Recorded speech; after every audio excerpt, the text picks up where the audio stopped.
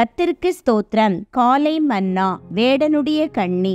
உன்னதமானவரின் மறைவில் இருக்கிறவன் சர்வ வல்லவருடைய நிழலில் தங்குவான். அவர் உன்னை வேடனுடைய கண்ணிக்கு தப்புவிப்பார். சங்கீதம் 91:1-3. நிழல் என்னும் பதம் எபிரேய மொழியில் பாதுகாவல் என்று பொருள்படும். ஒரு நபர் ஒரு சிங்கத்திற்கு தன்னை மறைத்து காத்து கொள்ளும்படி ஒரு மரத்தின் நிழலில் இருக்க முடியாது. நாம் அல்லலுற்றிருக்கும் சமயங்களில் நம்முடைய தேவனைப் போல நம்மை ஆதரிக்கவோ காப்பாற்றவோ ஒருவராலும் முடியாது. நாம் உன்னதமானவரின் மறைவிடத்தில் இருந்தால் மட்டுமே நம்முடைய எல்ஷதாவாய் சர்வ வல்லமையுள்ள தேவனின் பாதுகாவலுக்குள் இருக்க முடியும்.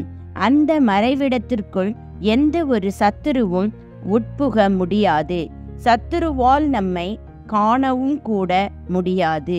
தாயை போன்ற நம்முடைய தேவன் நம்மை அவ்விதமாக பாதுகாப்பார். அவர் உன்னை வேடனுடைய கண்ணிக்கு தப்புவிப்பார். பறவையானது கண்ணியில் அகப்படும் வரை வேடன் மறைந்தே இருப்பான்.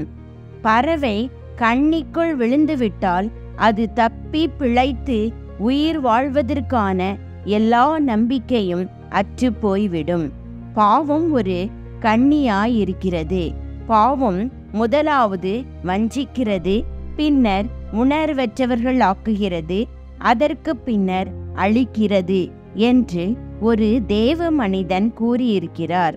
அவன் ஒரு குருவி தன் பிராணனை வாங்கும் கண்ணியை அறியாமல் அதில் விழ தீவிரிக்கிறது போல போனான். அம்பு அவன் ஈரலை பிளந்தது. நீதிமொழிகள் 7:23.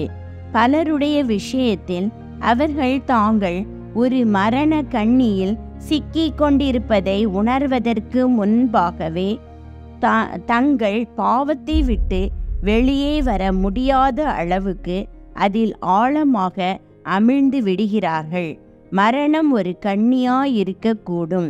பாதாள கட்டுகள் என்னை சூழ்ந்து கொண்டது, மரண கண்ணிகள் என்மேல் விழுந்தது.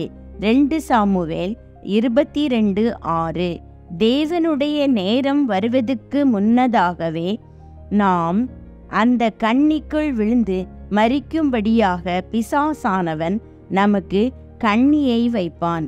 அது மரண கண்ணி என்பதை நாம் பகுத்தறிய கூடாமல் இருக்கலாம். வியாதியானது பரலோக ராஜ்யத்திற்குள் பிரவேசிக்கும்படியான ஸ்லாக்கியத்தை பெற்றுக்கொள்ளும்படியாக நமக்கு கொடுக்கப்படும் சான்றிதழ் அல்ல. நம்முடைய ஜீவியத்தின் வேலை முடிவரும்போது தேவன் அதனை நமக்கு தெரிவிப்பார்.